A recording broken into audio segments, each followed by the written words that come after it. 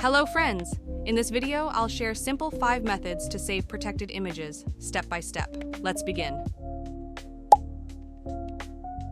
If the image download option is blocked, just open the image which you want to download, search for Snipping Tool on Windows, crop the image by clicking the crop icon, and then save it anywhere you like by using Save As, and clicked the button Save. The second method is using Inspect element. Right-click on the image in your browser and select Inspect. A panel will open showing the website's HTML code. Look for the IMG SRC, that's the direct image link. Open that link in a new tab, and you can save the image in full resolution. It might feel a little technical at first, but once you try it a couple of times, it becomes really easy.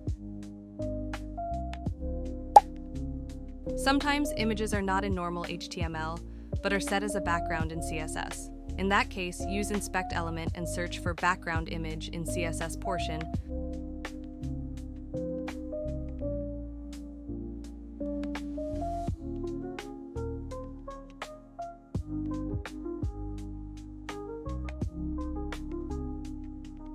Copy the URL or paste it into a new tab, and from there you can easily download the image.